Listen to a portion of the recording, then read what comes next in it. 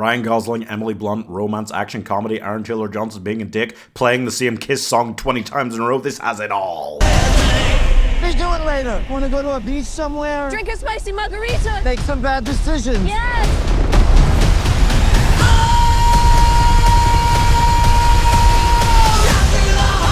I love films that just let it all hang loose, and this one was about honouring stunt people, but it also contained a great romance, top-tier comedy, a fantastic soundtrack, and just so many little inside jokes and fourth wall breaks that deciphering them all would take more than a few watches. The Fall Guy stars Ryan Gosling as Colt Seavers, classic white guy action hero name there, and Emily Blunt as Jodie, who sings karaoke and they play the original song on top of her in the film, which is heartbreaking because we deserve to hear Emily Blunt singing and everything. Anyway, he's a stunt guy, he gets injured, he comes back after a year because he's lured back in, and he reconnects with his ex. He gives a lot of thumbs up, does some cool stunts, breaks a couple of world records, and then goes to cry in his car to Taylor Swift.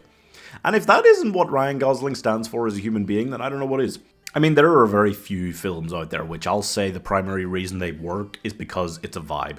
It shouldn't work. The dialogue is so cheesy, it just meanders around the place. It's just so chock-a-block full of Easter eggs and little references to other things. It might as well be a walking billboard which says, give stunt people their own Oscar, also we really like movies on it. But it works. It's basically just got Ryan Gosling playing the same character from like Barbie, except they just made his job falling instead of beach, but it works. They must play 20 different versions of I Was Made for Loving You, but it works. It just is perfect in so many ways. This is, I cannot describe it as anything but the epitome of a summer blockbuster. This is just what you want. It doesn't always need to be a giant action Marvel superhero movie or some big franchise tentpole thing. Sometimes you can just release a film in like July and just go, hey, it's a vibe. Get on it. There is a predictability to this film which shouldn't help it, and yet it just makes the whole thing feel like a comfortable, cheesy, favourite rewatch film every time, even the first time watching it, which is incredible they can achieve such a thing. You could last an entire month, a year of film watching on just the things referenced and talked about in this film. It's got everything from the ball-biting French stunt dog to Stephanie Sue turning up for like one random chase scene and just being badass as usual. It's just such...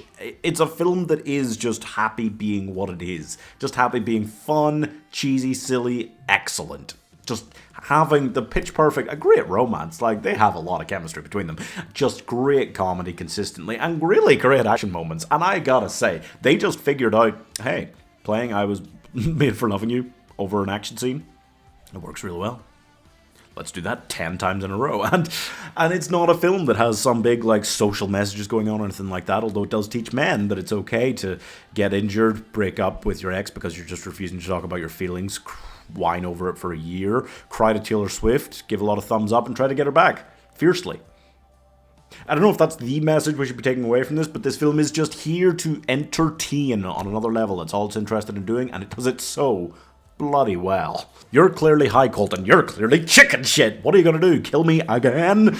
Oh, and entrapment. No, it's not entrapment because you're the one wearing the wire, dipshit. There's just so many great moments of true comedy throughout this film. It's just so happy. They're filming a movie in the Australian sun. It's just such a perfect summer vibe. This film is just here to make every white person say, literally me, watching Ryan Gosling in a performance, as usual. Even the girls this time, because crying in the car, Taylor Swift, that's just for everyone. This is a film that deserves nothing but praise despite not being that great, you hear me? I have watched it 3 times already, I'll watch it many more times before I ever admit there's a true fault in this film. Even the nonsensical dialogue and the completely weird, convoluted third act, nothing about it will ever be a problem. It is there to entertain, it is exactly what we need in summer blockbusters sometimes, even if it's never going to be the best film of any year when you do something like this, okay? I'm giving 4 stars. Somehow a cheesy old TV series remake that maybe gets even cheesier and yet manages to get better and work better as a big blockbuster film, like that shouldn't work. Give stunt people an Oscar, you monsters. That's what they wanted.